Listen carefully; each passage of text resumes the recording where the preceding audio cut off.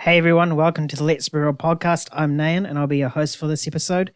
And on today's episode, we'll be covering the box office outlook for the Marvels and the Hunger Games prequel, the SAG-AFTRA strikes finally coming to an end, the Inside Out 2 teaser, the Avatar The Last Airbender trailer, the GTA 6 announcement, a movie about Elon Musk, the Garfield trailer, Mr. Fantastic casting rumors, Madam Web trailer, and December physical media releases.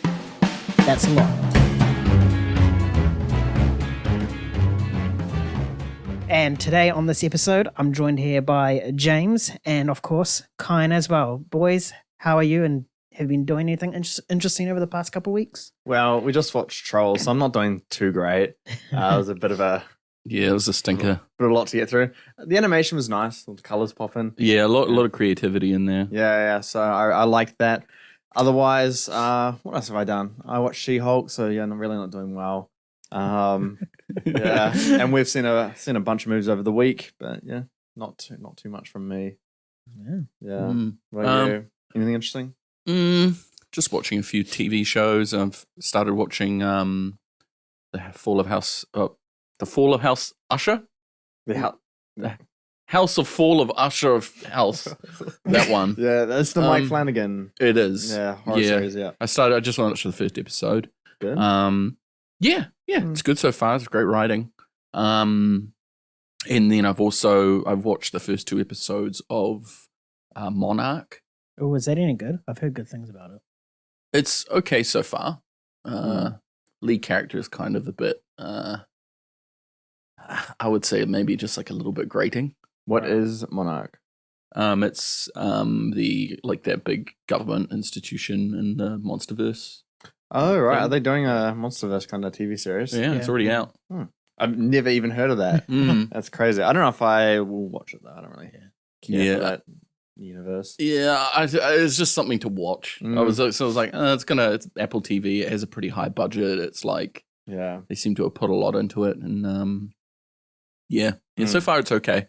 Oh, yeah. I mean, I don't know if it's been said on this podcast, but I've finished Andor. So you finished it? Yeah. Oh no, it hasn't been said. Done. No, yeah. I like it. It's very good. Yeah. The writing, man. I was like, oh my gosh, this is good writing. Like, just two characters like going at it. Like, complex, kind of real intricate, dialogue. And I was just like really, really engaged. Super engaging, even when there's like two politicians in a room. Yeah. You're just like glued to it, eh? Yeah. I still don't buy Andor as like a main character type of guy. I think it's he's saved by just impeccable writing. The visuals are really good as well, and it's just a side of Star Wars that keen to see more of. Yeah, it felt like as if it ended as if there was going to be a second season too. There is. They're filming. I think it comes out next year. Yeah. I don't know if it might come out next year. I don't know about the strikes, but I think that they're either in like pre-production or started filming or something. Right. Yeah. I'm on the Andor train now. Yeah. Star Wars is back. Star Wars is back. But just Andor. I still need to see Ahsoka. We'll see. Ahsoka's... I've heard it's okay. It's good. It's good. It's not great. It's good. Dave Filoni. Yeah. But tonight, I got the F1 race in Las Vegas. First time racing there. They're going to go down the strip, 350 kilometers per hour. Wow. So I'm super excited for that race. I've been waiting for that one for a while. And the Las Vegas Sphere. One. Yeah. Yeah. They drive around the sphere and everything. Yeah, that's crazy. Yeah. It's apparently it's massive, but I'm very excited for that race. Yeah, that's crazy. The big show and everything. Yeah. All right. So here on the Let's Be Real podcast, we're here to bring all the latest and greatest news from the entertainment industry, from blockbuster hits to indie flicks. We've got you all covered. And if you're a real movie buff, be sure to check out MovieGainz.com for even more exciting content, like box office stats, Oscar predictions, and 4K reviews. So sit back, relax, open up a cold one, and let's get into it. So the first topic is the box office outlook for the Marvels and the Hunger Games prequel. So the box office for Marvels, currently the domestic total is at 57.6 million, with 120.5 million worldwide. That's made 2.8 million in its second Friday, which is an 87% drop, and its budget is 275 million. But it comes down to 225 million because they took a subsidy. The Hunger Games Ballad of Songbirds and Snakes, its Friday opening was around about 19 million. Deadline has it reported for the whole weekend around 44 to 46 million. Box Office Pro has it at 47.1 million, and its budget is 100 million. So, guys, what are your thoughts on these two movies' box office? Well, the Marvels, by the time it came out, we all saw it coming. But, I mean, I saw the opening weekend kind of, a couple weeks away being that bad. I didn't see the second weekend being this bad. 2.8 million on a second Friday. That's nuts. I mean, you can go back to those other Marvel movies that 2.8 is like their fourth Thursday. Yeah. And this is just insane. 120 million worldwide through a week. That's terrible. You'll have so much movies that for in the MCU, like Black Panther, Doctor Strange, they make more than that 3 days, just the domestic market. Yeah. I mean, Captain Marvel opening weekend in the domestic market was 160 or 150 to 160, somewhere around that. So it hasn't even made back that as well. It's got a long way to go. Where it goes, it's going to be a very interesting one. I imagine a very, very sharp drop this weekend, maybe around 70%, looking around like the Ant-Man kind of territory. So maybe around. Yeah, I think you'll be looking around 14 million for a second weekend there. And then I think it will stabilize from there on out. Maybe heading toward, it might even struggle to get to 100 million. Shit. Domestically. It might struggle. I think you're looking around 110 million domestically. Worldwide, you're probably looking at around 130, 140. It's not making back budget. Oh, it might make back the budget, plus the subsidy and all that. Well, it might make back the production budget. And not the marketing budget. Not the marketing budget, not the break-even point. I think regardless of whether or not it makes it that, it's going to be losing money if you include the marketing budget. Easily be losing money. Because I think, what was it? Endgame needed some absurd amount of, its real budget was horrendous. If you include the marketing. I think it's 400 million production budget. Yeah, and then it was something like 400 million or 500 million. It would be something like that. Marketing. Yeah. So I'd need 1.5, 1.6 to break even. Yeah. I could clear that by a mile. Yeah. But I mean, the fact that Hunger Games is toe to toe with Captain Marvel and it's on a budget of 100 million. Yeah. Compared to Captain Marvel's, I like to talk about its real budget. I don't like talking about the subsidy because we can talk about the subsidy when it turns about money earned, but when it comes down to the movie itself, how much did it cost to produce? It cost 275 million. Yeah, I mean, that's true. Yeah. So you're looking at nearly 3x cost, and it's toe to toe with Hunger Games, which is just crazy. That's just crazy. That's crazy. And it's also surprising because the Marvels is obviously part of the MCU. You got in a Wonder Vision connection somehow. You got a Miss Marvel connection, and obviously Captain Marvel coming off a $1 billion movie and extra exposure in Endgame and such. And then you got a Hunger Games prequel about President Snow, the character that you don't think deserves a story at all. Who's that character? I forgot. So why are people going back? And considering the last Hunger Games movie we saw was almost 10 years ago as well. So it's fresh out of everyone's minds, not in their minds. And the thing with the Hunger Games, the first two people loved and really enjoyed. The last two people really mild on, and I think even the last one didn't make much money at all because people they checked out of it because the part 1 and part 2 thing didn't work for that series. Yeah. So it is very surprising them going toe to toe. I think Hunger Games will be below both of these predictions. I would say around, maybe 40 million at the end of the day. But I think in the long run, I think it's going to do more than the Marvels. It'll be interesting to see what other movies come up. Napoleon might even go after the Marvels in terms of total box office. Wish will definitely have a chance in there. Yeah, and then you get into all the December releases as well. Yeah. When does Wish release officially? Next week for the Americans and a Boxing Day, December 26th for us. Okay, so it's going to chew into the Marvel's box office as well, even more so. Yeah. So it's not a good sign. It's not looking good. Yeah, like I said, a couple potties back, The Marvels and the Flash are going head to head for the biggest flop of the year. I don't know which one will win. Only time will tell. Yeah. Cool. The next one, and it is seemingly good news, is that we finally have the end to the SAG-AFTRA strike. So a deal was cut, and it ended on the 14th of November. Actors can now resume filming on projects as well as promoting their content. We've seen that recently with Hunger Games, with red carpet events and stuff happening. So the main things that the actors have received is obviously pay increases and also streaming bonuses as well, which is a big one for them.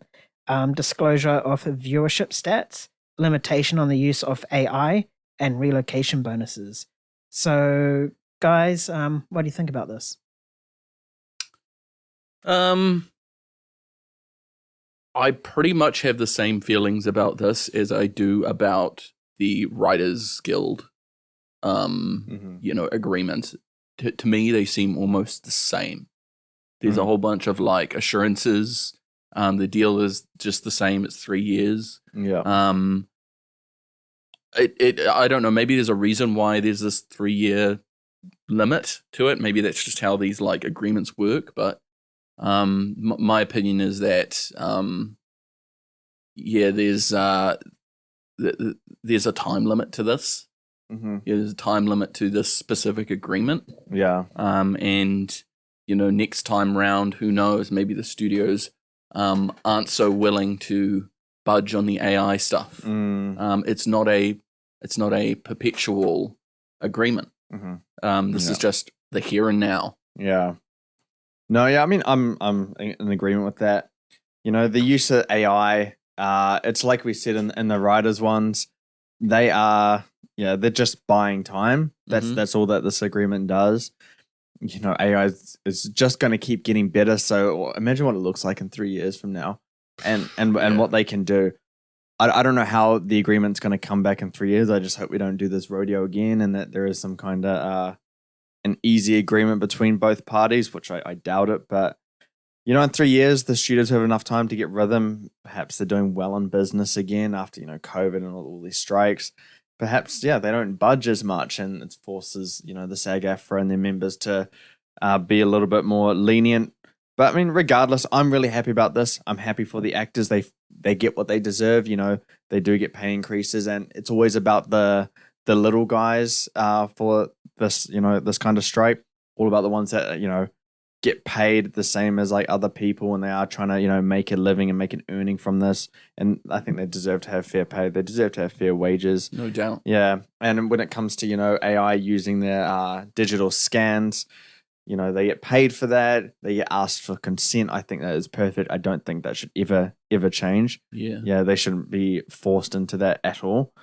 And obviously as a consumer, I'm glad things are back on track. I just remember seeing my phone just kind of blow up with resuming filming, everything's come back, and it's good again. And last time we talked about it, I was getting quite angry at both sides, just because we've had COVID, we've had like 3 years of all these ups and downs, and now we're going to go through it again. It annoys you as someone that's like really interested in like movies and enjoying that kind of new content coming out. So hopefully we can just carry on this rhythm and just keep it up. Well, it's reached the point where you'd almost caught up on everything. Yeah, we can't have that. We can't have that happen. No. Yeah, but I think I still got some time to catch up before everything starts coming out. You still got a few things left to watch. But yeah, I'm getting there slowly. Yeah, I just finished She-Hulk, so that's when you're getting desperate. Yeah. Yeah, it is a good thing. But yeah, considering from 2020 we were like restricted on movies, and then this happened, that we all had that same fear. Yeah. Of we're going to get restricted movies. I mean, we saw it with like big films like Dune getting pushed back, Across the Spider-Verse Part 2 getting pushed back, and stuff like that. Even the Mission Impossible getting pushed back, but I think there might be a bit more to that one getting pushed back. Yeah. So it's nice to finally see like some sort of stability in the Hollywood market now. Stuff is starting to resume. Actors are starting to get out there and promote their movies. And stuff like that. So hopefully we can get our foots on the ground and start heading back into the norm of proper Hollywood back in 2019. Yeah. It is nice to see our actors being able to promote this stuff now. Yeah, even just seeing them go on talk shows, it looks like as if they're really happy to be back and like promoting, and not just promoting, but just like talking about what they've been doing. and stuff like that. Yeah. Yeah. So yeah. Did you hear about what Killian did during the strike because he couldn't promote Oppenheimer any further? No. Just at home eating cheese. That was his quote that he said. Oh, just Yeah. at home eating cheese. Yeah. I'm like, he's just like us. He's human after all. Yeah. Right, cool. The next topic is Inside Out 2. It's the next one from Pixar, and it comes out in June 2024. Bill Hader and Mindy Kaling won't return as fan discussed, and they are replaced by Tony Hale and Liz LaPera. We've already covered the new emotions in this film on a previous podcast. So, guys, we've watched the teaser. What do we think about it? I mean, I liked it. Again, coming off last time when we talked about this, I really like the concept of new emotions joining it. It, kind of reflects how our brains and emotions develop as we, go through in life. I still have the questions on how they're going to differentiate between fear and anxiety because they are close. They're not the same, but they are quite close. And it'd be interesting how they, show that through Riley. So I'm interested to see how they do that. As for the, recasting of those two, fear and disgust, it didn't sound very good to me. I didn't like it. Maybe just because I'm so ingrained with the first one that I might not be able to, get past that.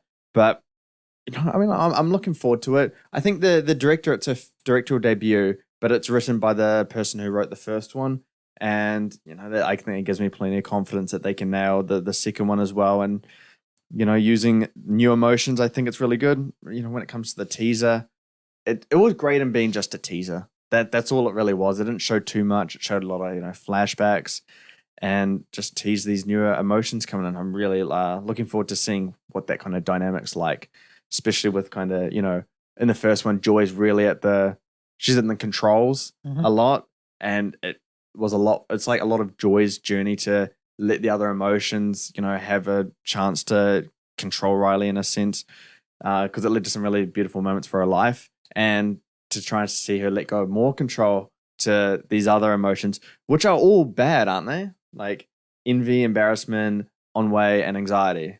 So they're not good emotions. It's going to be very interesting to see that. Yeah, it's quite interesting because, I feel like, as a teenager, you're not just riddled by bad emotions. There's a reason why they call it a confusing time, because there's a mixture of good and bad. Yeah. It's not just terrible, full stop. Yeah. You have all sorts of other things like desire and stuff like that. So yeah, I don't know. I mean, we'll see how they implement it. I think you and I maybe spoke briefly about it. Like, we feel that it would have been better if the emotions sort of didn't replace the old ones. Did we say that? You want them to replace or not to replace? I feel like it would be better if they were new emotions. So they didn't replace the old ones, that they came in and they were like added complexity to the group. Yeah. And it was mixing everything up. But it seems like the other emotions are now gone, like some of them. Fear and disgust are gone. No, they're still there. They're just recasted. Oh, they just recasted. Yeah. Oh, okay. Yeah, but they might be taking like a backseat in the story. Yeah. Perhaps. Right, okay. Yeah, well, no, then that makes sense to me. Yeah, that makes sense to me. Yeah. I thought that they were being replaced by these new ones, new emotions. No, I was the one that was like saying they should be replaced. It should just be all new emotions because, these new emotions, they fall under the umbrella of other emotions. Fear, anxiety is a part of fear. It's obviously a lot more complex than just saying that. So I think it should just replace the new ones entirely and should just opened up with kind of like a little piece of dialogue saying, oh yeah, we split up and got replaced because Riley's growing up and we had to accept that. And then you got these like more complex emotions at the helm now. Yeah. And I guess that kind of reflects what teenagers like. But yeah, what do you think of the teaser? Yeah, I thought it was fine. Like, it didn't show too much. It just showed the old emotions reaction to what was happening. The only new emotion we really saw was anxiety, which is voiced by Maya Hawke. I think she's fantastic as anxiety because most of her stuff that she plays, she seems quite anxious, or she does that like she's a good choice. Yeah, she sort of has that anxious, sort of panicky voice, and she does it really well. So I think she's going to be fantastic in this, and I hope she is. But Yeah, you're talking about how like some of the emotions are quite similar. I wonder if they're going to go the route where some of the older emotions realize that they're similar and they're like sort of buddy along each other or something like that. Like, that'd be like interesting. fear and anxiety. buddy Yeah. along with Yeah, each and there's other. like more division Mm. inside. And then something about like Joy being left out because she doesn't have anyone to buddy alongside. Yeah. that, so- But the teaser opened up with headquarters being destroyed. Yeah. And they're building it bigger now. Yeah. So yeah, I guess they are going to have to, work together in some way to make sure Riley stays functioning well. Yeah. I just hope Bing Bong makes a return. Oh, Bing shit. bong. Returns, but it's like a teenage version of Bing Bong. He's just a lot more depressed and whatnot. I don't know I don't know how that would look. I'm down for it though. Give it to me.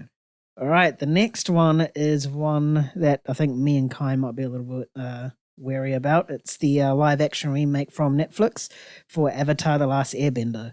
It's going to release on Netflix on February 22nd, 2024. It's 8 episodes long, and it looks like, as if just based on the trailer, it looks like it was going to be based on book 1 for now. So I'll start with you, Kai. Kai, what are your thoughts on this? What were your initial reactions? Well, for one, people say, it's based on book 1, but for me, it looks like it's based on part of book 1.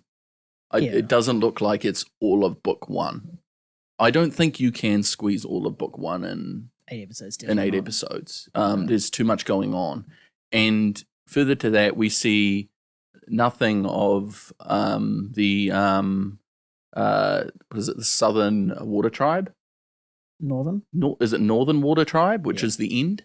Yeah, Northern. Yeah, it's the Northern Water Tribe, where there's the big showdown between the Water Tribe and the Fire Nation. Yeah. So we see nothing of that in the teaser. Maybe they're saving it, or maybe they just don't get that far. But from my eye, I see from what I remember of the episodes, it looks like we get up to Omashu, which is maybe like Mid season. Yeah. And beyond that, I can't see anything else beyond that. There's the earlier ones with Suki. She's in it. Yeah, They she's showed in her. it, but that's way earlier on. That's like the 4th episode. Yeah. So in this respect, I really do hope that this first season is only like half of season 1 of book 1. Sorry. Yeah. Water. Because I don't think you can fit it all in an entire Netflix season of 8 episodes. No, definitely not. Yeah. Maybe 16 or 20. Maybe. Yeah. But there wasn't that many filler episodes in book 1. Most of the filler episodes was in book 2, really. Yeah, book 2 and book 3, yeah. And there's a lot of episodes in there that I actually think are kind of redundant. There are a few episodes there that you don't really need. Yeah. But yeah, for the most part, I actually think that the trailer looked quite impressive. I think the production looked impressive. Mhm. I think the casting looked impressive. Mhm. The only real fear on my mind, and I'm sure it's on your mind, is whether or not it'll be given justice because its creators left the project. Yeah, that's true. Yeah. That was a We big don't one. know why they left the project. Wasn't it to focus on another one? Because isn't Paramount and Nickelodeon doing a last Avatar Studios, yeah. Yeah. So I think it was because of that. I'm starting to think it is as well. Yeah. Because the Avatar Studios was created like quite literally like weeks or days after they left the project. Mm. So there's a very good chance that the creative differences in big quotes was more like we were given another opportunity. Yeah. And this series is not really something we feel is worth our time steering for the next 8 years or whatever, how long? Yeah. 10 years. Mm. They need to shoot that fast if that's their goal because the kids are going to grow up. Well, that would be another thing is that you can't with animation. It's not the same as live action, right? Yeah. So you do have to account for aging. Mhm. I think that if I was Netflix, I would pitch the show as a longer form journey. It's years for Aang to train to become the Also Avatar. Change the story in a Change it, just expand the time frame Yeah. so that these characters age up a bit throughout the war, Right. which I don't actually think would negatively affect the storytelling at all. Yeah, so what? Says in Comet instead of arriving in like the end of summer, like arrives in 4, 5, 6 years. Well, yeah, exactly. So it maybe takes like them like 4 or 5 years in order to fully train Aang and all that sort of thing. Right. Yeah. I mean, like it's very similar to what Stranger Things did. Yes. You know, you go back to the later Stranger Things season, and they're meant to be like, was it 14, 15? And they're like 20 something. Yeah. And like no one buys it, but you get the sense of the continuity. So I don't think the aging will affect it that much unless it's like dramatic and they take 3 years. But I think these kids are a little bit younger, so it may appear a little bit more dramatic on the aging side of things. Well, it come down to the Aang actor because he's a very, very small kid. Yeah, how do you know how old he is? I'm not sure how old he is. No idea. But yeah, he's young. I know Aang is around about 10 years old or something. Yeah. Yeah. I think they're going to have to really he'll have to age into the role. I think that's just a reality you have to deal with live action. Unless they want to shoot seasons back to back to back to back. Yeah. Which is not Netflix's style. Yeah. You know, they're very much we'll wait and see how it does, and if it tanks off, then we just cancel it. That's their style. Which I think they might do. And then if this first part is really successful, I think they might go, okay, cool. We'll just shoot back to back to back. And then whether we actually release it, depending on numbers, is another thing. Yeah, I mean, in terms of the length of the series versus how it's going to go throughout the story, I mean, I think they could do 3 seasons, book 1, 2, and 3, because, you know, it'd be similar to a Game of Thrones season. As long as the episodes are around like an hour, you got 8 hours of content there. I think you could do justice to the story, but I do think it's probably the better choice to, you know, take your time and tell the story at the right pace it needs to, not kind of have every scene be like big and building up to something. So, I mean, I think it can work as 8 episodes, but judging from the teaser, and it is just kind of more of a teaser than a full-on trailer, we might not see, you know, the end of the first season of the first one. Yeah. So overall, I don't have too much concerns on the story side of things, because the people creating it, they have a reference point to knowing what a bad live action adaptation is for The Last Airbender. And I think you can learn from your mistakes with that one pretty easily, I think. You know what not to do for sure. Yeah. The whether or not they can capture the essence of the animated series while still within that live action format is another thing. Well, I hope the creators during their time with the project gave them enough of a foundation for the creators now to build off and actually craft something in line with the animated version. But overall, you know, I'm very excited. The production does look good. I'm very intrigued, and I'm open to giving this one a chance. There's nothing that's like give me pause for caution or anything at this point. I'm keen to see how it is. If it's bad, I don't know if it can be worse than the one we do have, the live action one. And I don't think it would be worse. And I think it would be better. How much better is another question, but it would be better. Yeah, and I think we've got to manage expectations that nothing can really beat the, you know, original animated series. So we're not going to go to that height, but if we come close, then I'm fully satisfied and happy with that. Yeah, and I love how they've finally got the bending right. They don't need to pull from a source; they are the source. Yeah, they are the source. Which is good. Except for earthbenders and waterbenders. Oh yeah. Yeah, but wait, so doesn't they do that in the animated one? They pull from. They basically create firebenders and airbenders. Create from themselves. Yeah. Oh, firebenders do. Yeah. Oh, they do. And in the M. Night Shyamalan one, they needed fire around them to pull from a. Most firebenders did. Iroh could create his own fire in the original. Oh right. Which is stupid. Yeah, that was like a special skill. Yeah. And it was like, come on.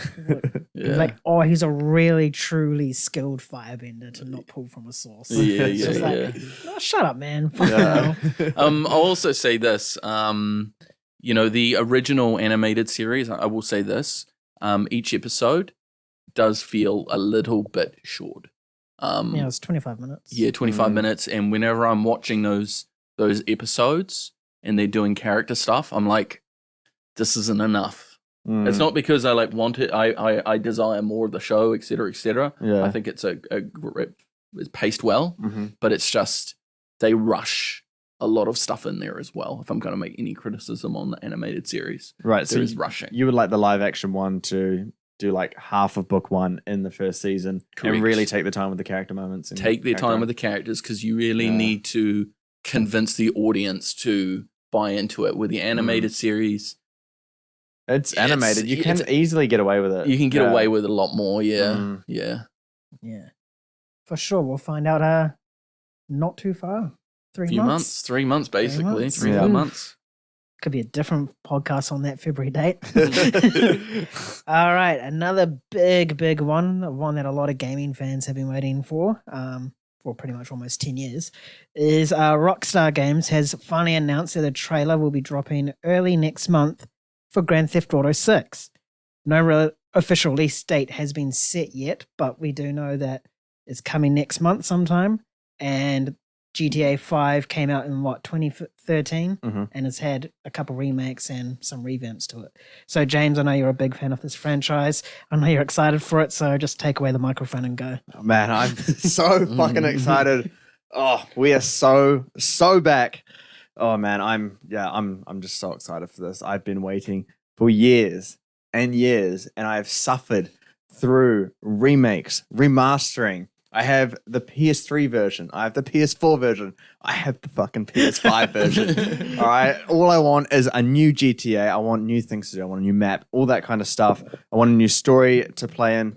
I have so much fun with this game, and it's something that I can just spend hours in. You guys know my stance on video games and not playing it too much.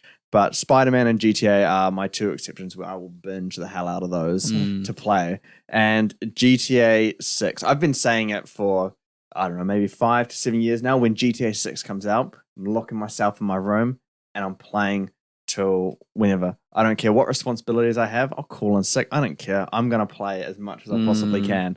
I'm just so excited for this. In terms of the release date, I would imagine end of 2025 is probably when we're going to get it. I believe the GTA 5 teaser trailer came out 2 years before it's released, so I would imagine a similar timeline. But you just know that Rockstar are going to deliver the biggest game. No, maybe not the biggest game ever because of Minecraft, but one of the biggest games of all time, one of the best games of all time in terms of how large and big it's going to be. It's probably going to be like a multi-disc install and stuff. So it's going to be a very huge game. I'm very, very intrigued to what they're going to bring to this because GTA 5 did a lot and they're still making millions and millions of dollars from it. The GTA Online experience. But, it made $1 billion opening week and I'm very excited to see what GTA 6 can do.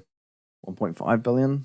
Yeah, well, 2 billion? The budget itself is upwards of $1 billion. Yeah. Which is about right, really, considering the amount of engine tech they're using. Yeah.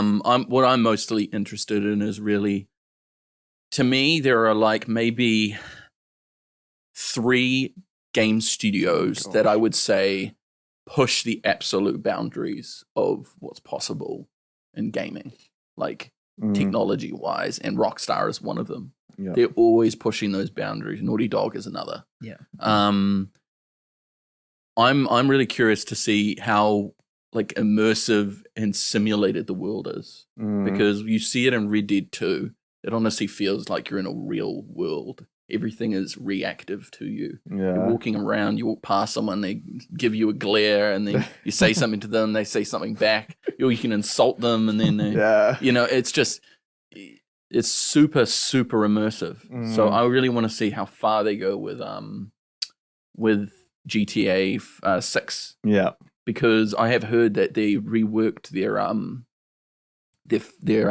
physics engine for the cars. That the destruction is like they shatter completely and like everything is like simulated and realistic and all that sort of thing.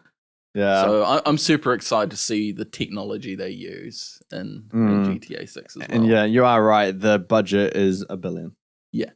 It's crazy. That is $1 crazy. $1 billion budget, that's just mad. But I mean, there's reports here that it's $2 billion as well, but I don't know if that's true, but it's looking between $1 and $2 billion, which is just absolutely insane. I'm very curious to see what they do with it. Their stories that they have as well, the main campaign, they're equally as good Mm. and powerful. Yeah, I'm just I mean, so I'm of the opinion that Mm. Rockstar's best storytelling have been in Red Dead Redemption, Mm. but I think that their most entertaining world is Grand Theft Auto by far. Oh yeah, That's easily. the most fun Yeah, you can have. I mean, you go on Metacritic and you look up like Rockstar, and then like the GTA's and the Red Deads, they're like 98s, 99s. They're just so Yeah. high. Rockstar always delivers, and they take the time on stuff as well. yeah.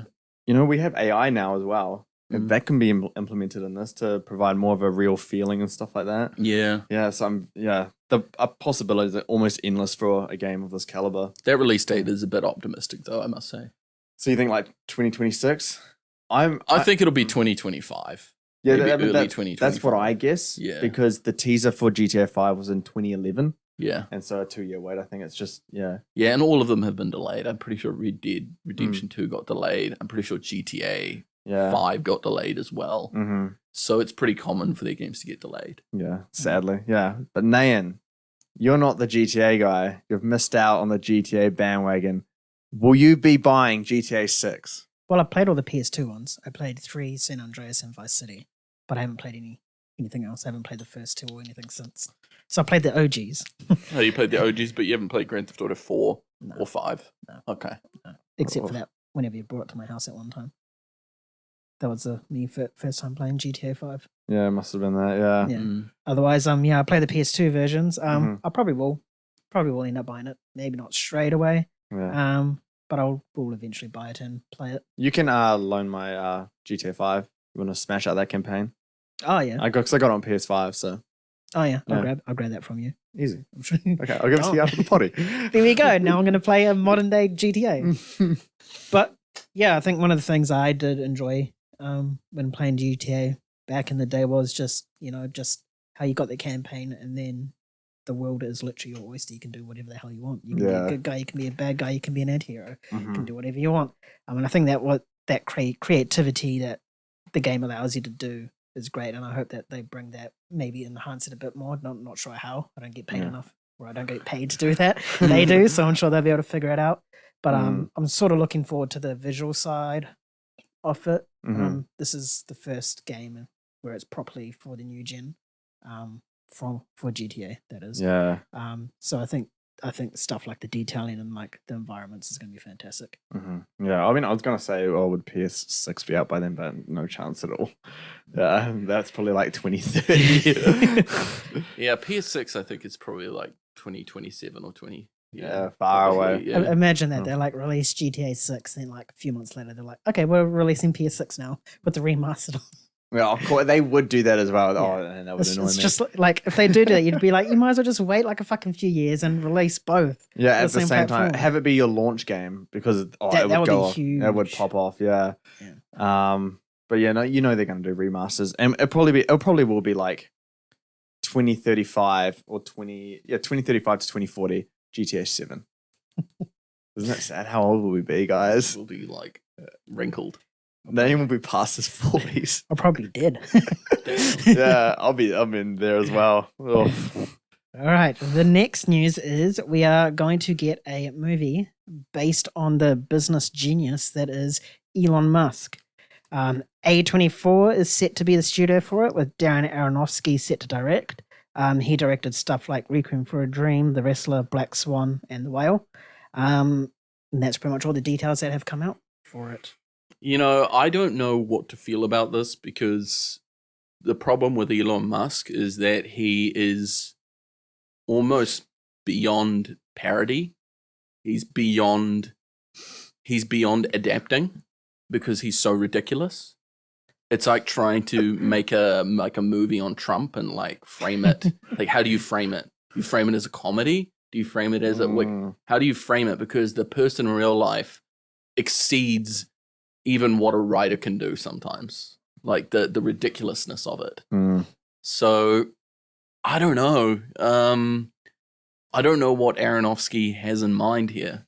Yeah. I don't know if he wants to do something that's like a candid sort of outlook on him, or he wants to do a satire.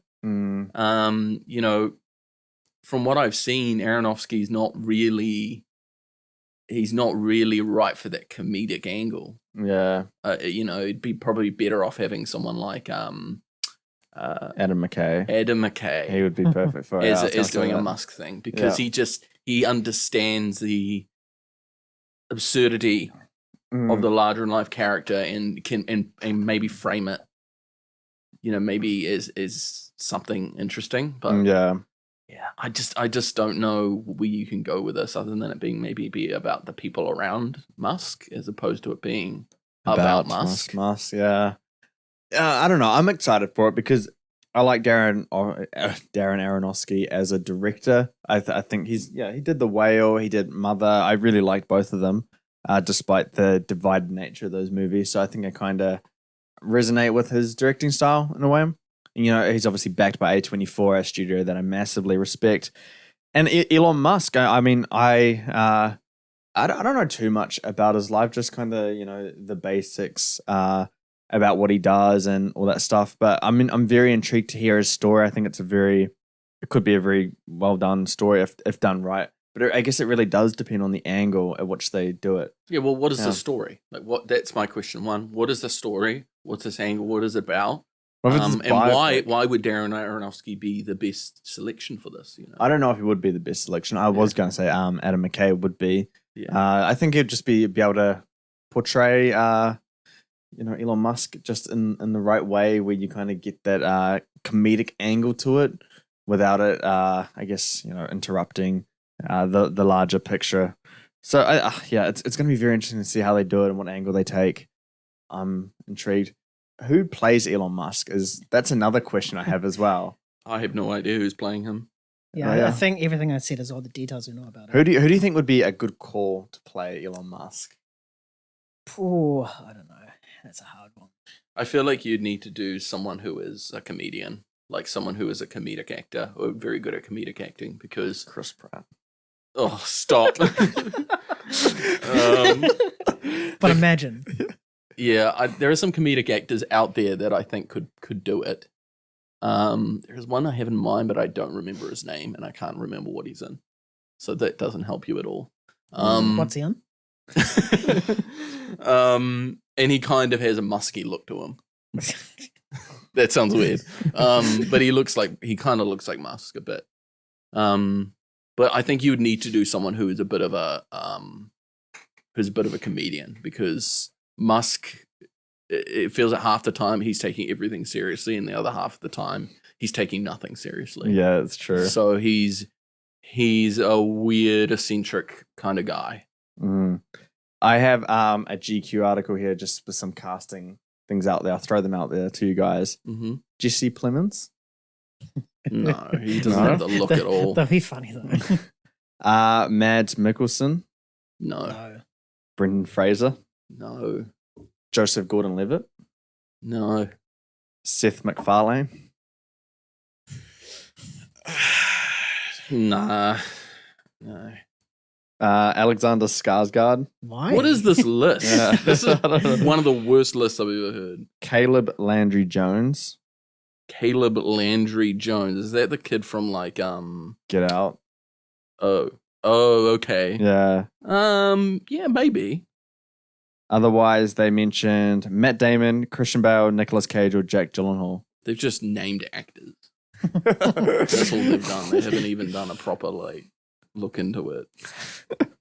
I remember there were some. I mean, Nicolas Cage could be a very interesting pick. Yeah, but he's like current day Musk. Are we getting current day Musk, or are we getting origin story Musk? I feel the way that they'll go is pretty much origin Musk, with him making Tesla and it launching. I feel that's the side of this biopic we may get rather than Tesla onwards. Yeah, but maybe they would be better off just doing a snapshot of his crazy antics at one point in his life, with the whole Thai cave rescue crap and all of that weird stuff going on. Maybe they would be better off doing that, where you just get full blown Musk to the face. Full blown Musk. To the face. Yeah. So what a way to phrase that. And we have this, and we also have a Mark Zuckerberg movie. We all know about the Zuckerberg versus Elon fights. What if there's a third movie Oh, based on gosh. that? On Just the the That- Iron Claw. They're just building towards this one event of a fight. That would be hilarious. I would be down for a little cinematic universe involving tech billionaires. Yep. Oh, that'd be You hilarious. need Jeff Bezos to come in. He's like the Thanos of it all. It's because he's jacked. Yeah. He's in the post-credit scene. Oh, dear. Elon Musk will return. All right, moving on is we're going to get a movie about Garfield. Ugh. So the Garfield Not movie, you. the Garfield movie comes out on May 24th next year. It stars Chris Pratt as Garfield, along with Samuel L. Jackson, Nicholas Hoult, and Harvey Guillén. It is an animated one. It's not going to be like a animated / live action. We saw the trailer. So first things first is Chris Pratt and his voice. Yona. No. Throw this movie away. The entire movie. I didn't like a single frame of that trailer. Same here. Yeah, I actually almost kind of loathe it. Firstly, start off with Chris Pratt. Awful. Like, at least try. If you're going to be this... And Garfield does have an iconic voice. I do believe so. You have to at least change your voice. Act with your voice. Don't just come onto the mic and just talk. Yeah. You know, it's a really cheap way to do it. It's not as if he has like a unique voice either. Like Aquafina, she has a unique voice. Yeah. Which is probably why most of her voice roles is just her speaking, but Chris Pratt just has a normal sounding voice. Yeah, so he needs to be able to change that. And I think in Mario, I think it was serviceable enough. He scraped by there, even though I think it should have been someone totally different. I think it was okay enough. This seems awful. Really, really bad. I genuinely don't want to see it at all. And then we go to what the movie even looks like. Not visually, of course, but just how Garfield's being portrayed. I think it's just weird. I really have no idea on this angle of Garfield or what they're doing, and the story just looks... They seem to really be dumb. making the entire movie framed around Garfield eating food. Yeah. Like it's like you realize that is just one quirk of Garfield. Like it's not his entire shtick. Yeah. Like Garfield's entire shtick is that he's sort of like pessimistic and nihilistic about everything, and he always has like some like hot take opinion on everything, and he's very like he acts cool all the time when he's like kind of a bit of a dick. You know, like that's Garfield. Yeah. You know, like he's kind of like the funny douche. Yeah. But this is just like Garfield eat all the time. Yeah. Full stop. That's it. It seems completely catered to kids. Like, Mhm. completely. It doesn't look like... Yeah, I mean, I think Garfield's perfectly fun and enjoyable to watch as an adult. This one doesn't look like it'll be that at all. It does feel like an Illumination kind of movie. Haha, all that kind of stuff. Just dumb little kid jokes throughout it. And yeah, I'm not buying this at all. I'm so sick of Chris Pratt taking iconic voice acting roles from people that could do it justice. Ugh. Yeah. I mean, at least pick someone who like has a bit of a Garfield-y voice to them. Like I feel like maybe like Patton Oswalt. Oh yes, He feels more Garfield-y in voice. That's great. Yeah. Yeah. I mean, Bill Murray, he did the live action Garfield. Oh, he's a great so. pick. He was amazing. Yeah. You need someone that has that sort of personality of Garfield to voice Garfield. Yes. Chris Yeah. Pratt doesn't have that. Yeah, he No. doesn't. Pratt, I'm not even going to get into his personality because I swear it changes. But yeah, you need someone like that is like that can quip, like probably improvise a line or something on the spot and still be funny. Yeah. I'm mind blown. How's he getting these jobs? How's he doing it? There is a thing in Hollywood, I can't remember what it's called. I think it's like the something shortlist or something, where there's about 16 actors who are constantly on the shortlist to be selected for the role by default. Oh, really? Basically, yeah. It's like So a safe choice. it's like the safe choices, the go-to choices right now at this point in time. And it's commonly known across Hollywood where actors come in and out of this list, Yep. and they're selected just because they're on that list. Right. Like they're just there because Yeah. they're safe. They provide X value. Just look at Chris Pratt's value as a voice actor. So far, Lego Movie. Yep. What was it? $1 billion? Did it reach that? Nearly. I don't think so. I don't think the first one did. The second one didn't do well at the box office. Didn't at do all. well, but the first one made a lot of money, right? Way more than people were expecting. Yep. Way more than people were expecting. Mm-hmm. After that, Mario. How much did that make? $1 billion. 1.3. 1.3 billion. Mm-hmm. You know, and now this, you know, it makes sense that he's a bankable voice actor. Mm-hmm. I think it's really his role selection. Yeah. But I don't. It seems Hollywood values him as a moneymaker. Yeah, and I mean, like what you just said, there's everything wrong with Hollywood animated movies today. It's all about star power, bringing on all these big names here: Samuel Jackson, Nicholas Hoult. Yeah, it's just star power for it. It's no longer about who's best for the role. And you know, voice actors they specialize in voice acting. These actors do not. They can do it. They often provide quite good voice performances. You know, I can't think of any right now. I mean, you obviously got Tom Hanks. We got Robin Williams as a genie. You know? Yeah. Some that can come in and do an amazing job for it and just kind of are a natural fit to it. Chris Pratt's not a natural fit to Garfield. It makes no sense to have him here. Just scrap the movie. Warner Brothers, do a Warner Brothers move and just, put the movie away for save tax money. Zach Coyote for Acme. Yeah. You know, it's been shipped off to other other studios. Yeah. Don't do that, by the way. That's a real shitty thing to do to creators. But yeah, just I'm not on board with this movie at all. I don't think anyone here is, unless you're like a little kid. And you're a huge Garfield fan? No. Don't you have them on 4K? No. The live action ones? I didn't even know that they were available on 4K. Oh. I don't think they are. No, Nayan like manually upscaled them. Oh, okay. Put them on disc. On his laptop that he has. Oh, yeah. It's the best laptop in the world. Fuck you, cunts. Don't hate my laptop. It's surviving. Dickheads. Anyway, next topic. And it is a big one. It is one that we've heard rumors about throughout the SAG-AFTRA strike, and we were sort of waiting for it to end before any announcement comes out for it. And that is Fantastic Four. So seemingly, Pedro Pascal, who must be on this hiring list, because he's in everything, he's been rumored to be part of, or to be playing Reed Richards, aka Mr. Fantastic. Nothing is confirmed yet. It's just purely rumors, but apparently it's looking like as if the deal's done. Christopher Abbott and Jamie Dornan were reportedly tested for the role, but ultimately lost to Pedro Pascal. So, guys, thoughts on Pedro Pascal, and do you think the other two actors? Do you see the other two actors, Christopher Abbott or Jamie Dornan, as a better fit? Christopher Abbott. Remind me who he is again. I have no idea. I know who Jamie Dornan is. Abbott. Okay. I know him. He's from a lot of Cronenberg movies.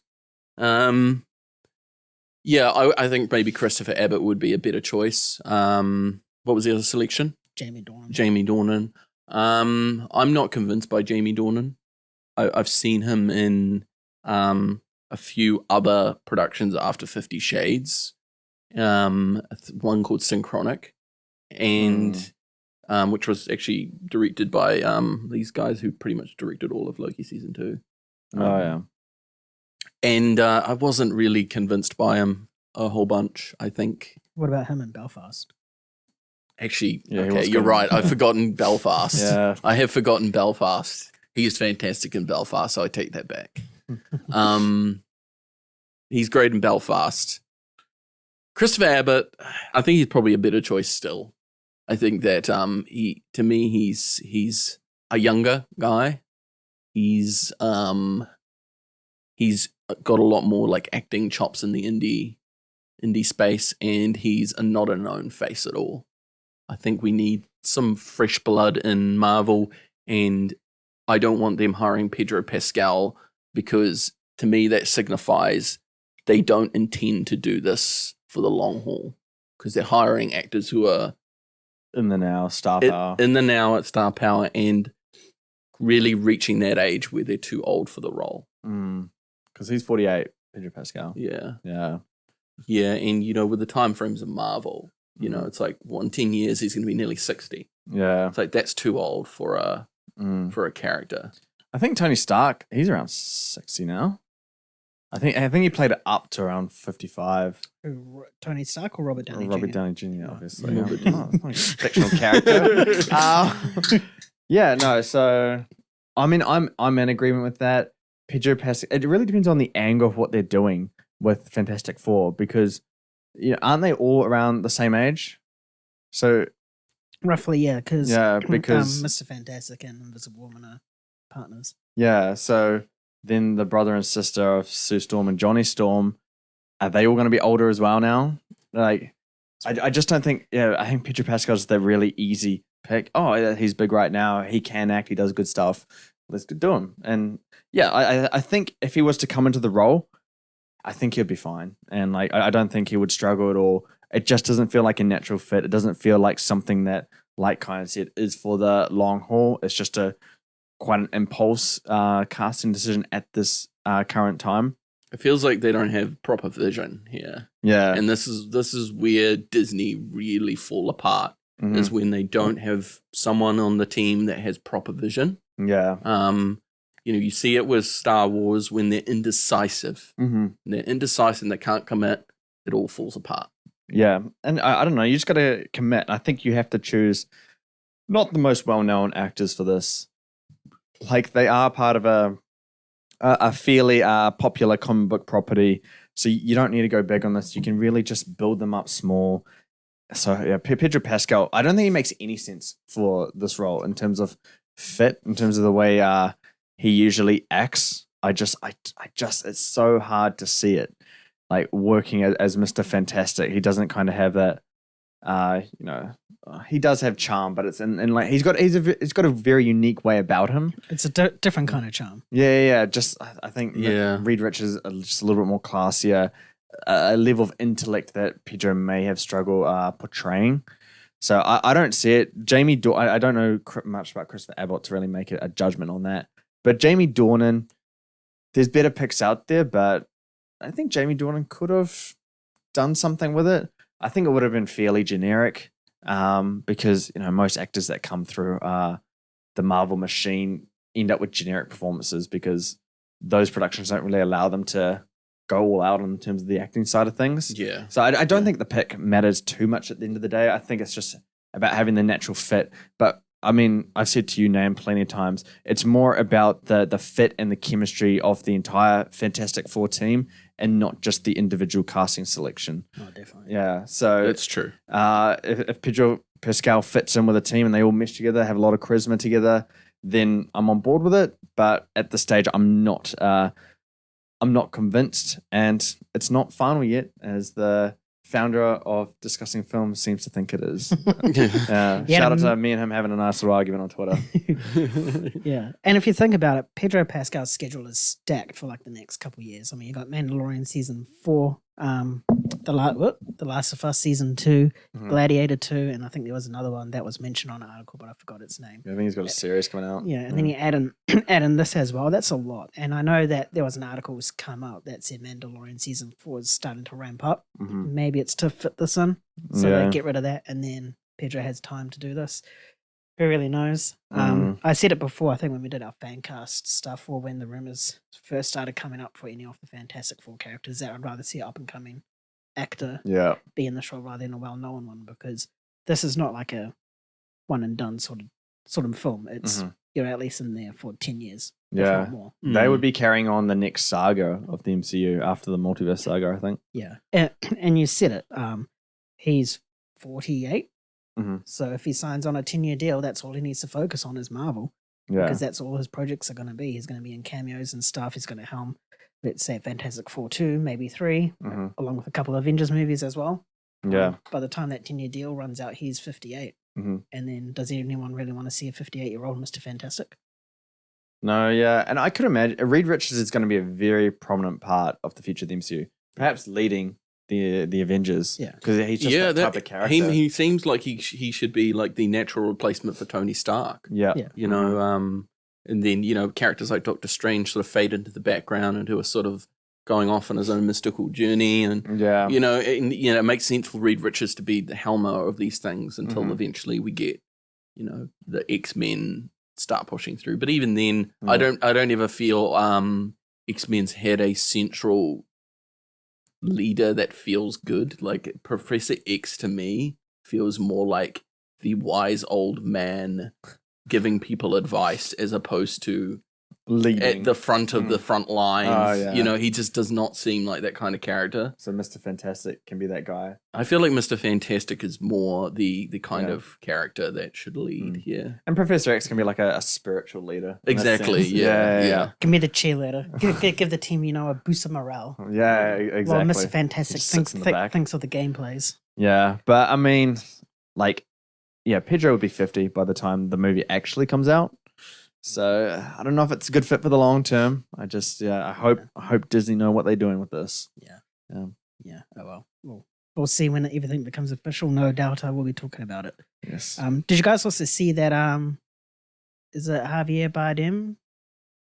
Galactus? As Galactus? Yeah. I think was it him? Someone else. I have no judgments on Galactus at all because it makes no sense. Stop the Galactus talks, please. It can't work in a live action thing. It's just some guy standing in space eating planets and just eats them. Yeah, like I don't know how the villain can work unless he can come down and stand on Earth. So I don't know how they can make it work. So I cannot make a judgment on an actor's potential ability to play that because it has to be drastically changed for it to function in terms of in this kind of MCU that we have. Yeah, I feel like we probably need a better villain than that. I mean, I've been hearing a lot more about Ebon Russ Bachrach playing the Thing. I think that's really great casting. I like that one a lot. Yeah. Just that short temper and just goes all out kind of thing. He manages to create like whatever he's in this like very like unexpected intensity in his roles. Yeah. I mean, even like Andor and the Bear, like those kind of roles. Oh yeah, he's an Andor. Yeah. I'm like, wow, he's very similar to the Bear in this. Yeah. So I mean, I'm fully down for that. I don't know if I'm down for Vanessa Kirby or Joseph Quinn as much, but we'll see how it goes. So those are all the front runners at the moment. Yes. All right, moving on to Madam Web. Yep, that's an actual movie coming out on Valentine's Day next year. 14th of February 2024. It is set in the Sony Spider-Man universe and stars Dakota Johnson, Sydney Sweeney, Celeste O'Connor, and Isabel Merced. We got our first little trailer for it. So, guys, do you think this is our next Mobius? Oh, Morbius? Mobius. What are we watching Loki a bit too much? I think it's going to be better than Morbius. I still haven't seen Morbius. Have you guys both seen it? I've seen Morbius. Yeah. Yeah. Is it good? No. It's not good. I'll put it on the watch list. Oh, especially the ending. Oh, it's horrific. Oh, one of the worst things I've ever seen. Now I'm excited. Most of the movie is just like, is whatever. You're just like watching it and you tune out. Mm-hmm. But that ending is just like so cringe. It is so cringe. The dancing scene as well. Oh, yeah, no. Stop. You guys are hyping me up too much. Yeah. I have to see this now. It's a good meme movie. Like, grab 3 bottles of wine, down one before you play. 3 bottles? It's that bad? Oh, you need to forget it. And then just go to town on the other 2 bottles throughout. So if I forget it, then I have to rewatch it. Re-experience it for the first time. Exactly.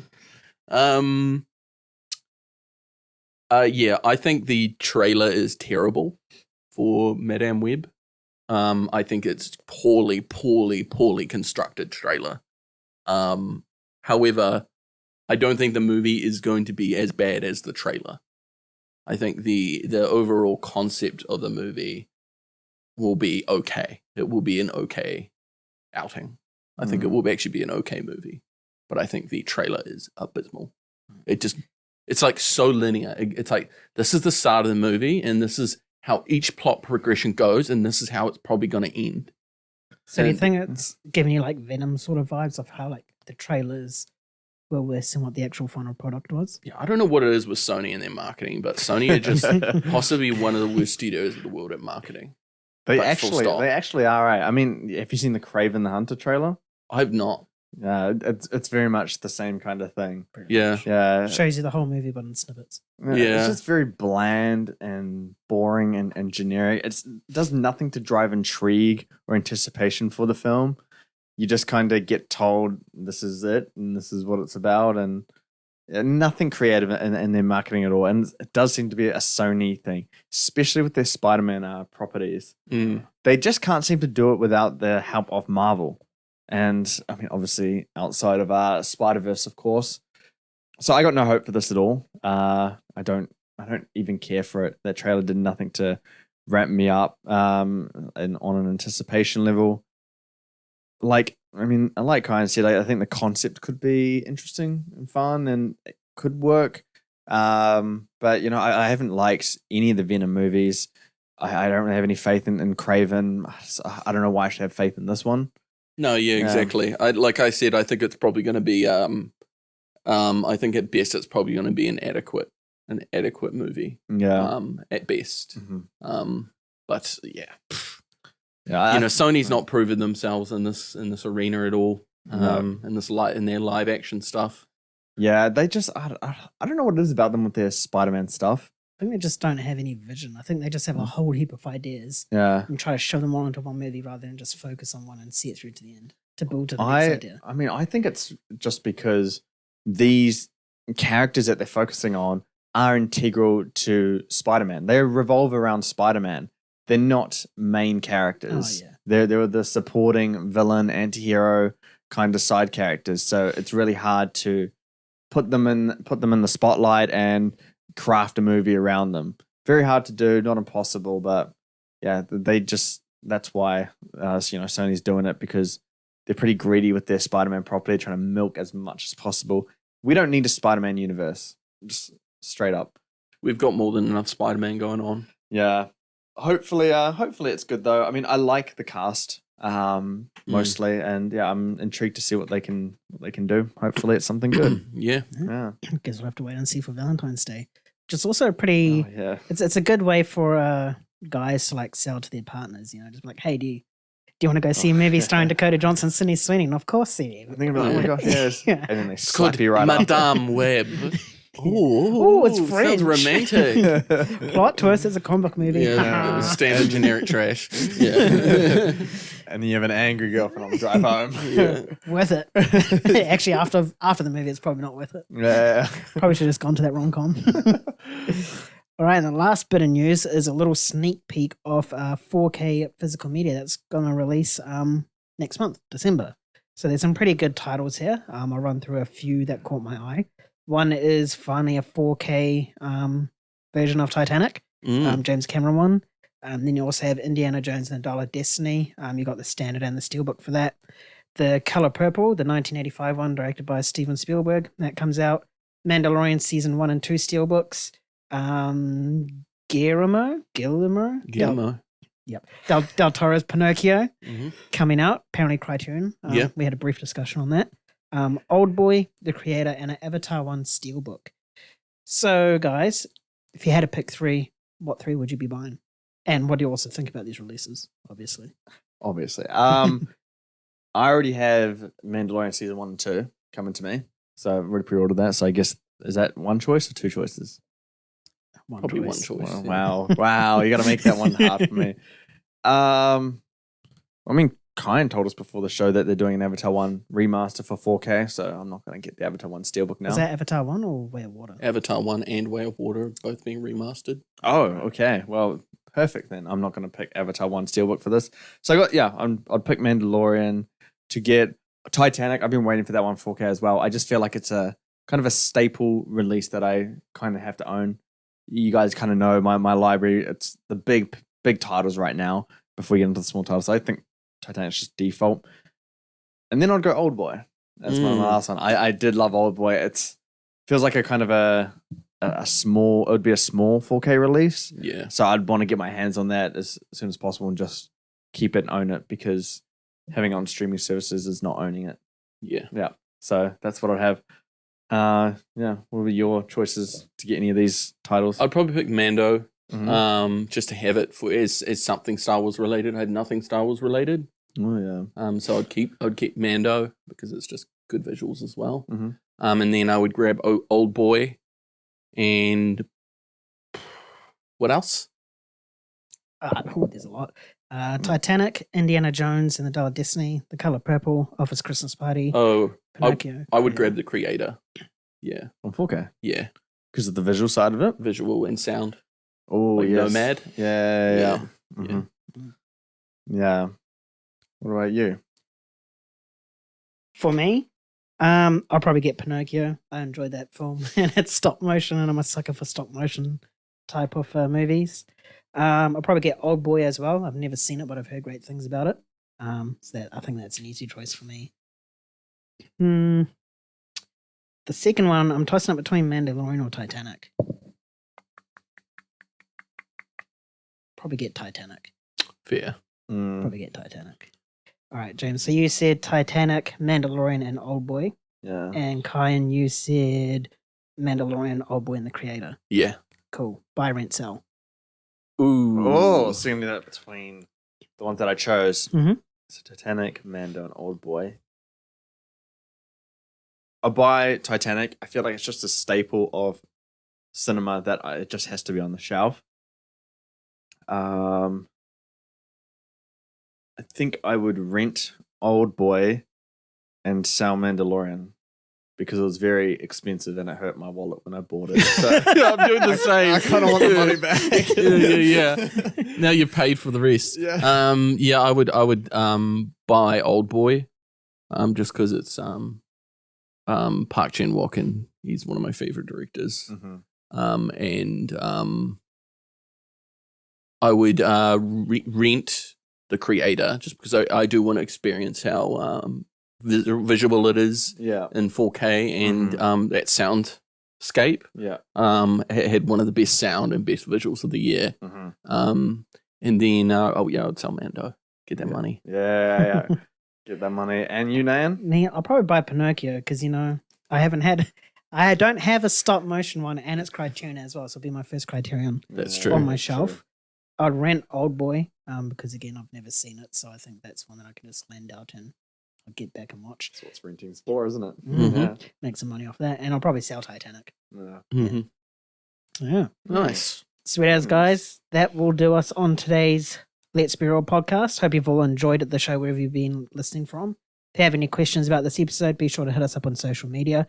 You can find us on X, TikTok, and Instagram. Flick us a message as to what 4Ks you want to buy or your thoughts on Pedro Pascal or any other topic that we discussed today.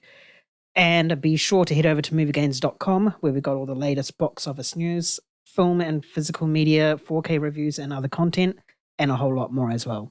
And be sure to sign up to our newsletter so you can always keep up to date. And hey, if you love today's episode and you want to hear more, check us out on Spotify or wherever the hell you pod from. Thanks everyone for tuning in today. We'll catch you on the next one with MovieGainz. Catch you later. Peace. Bye.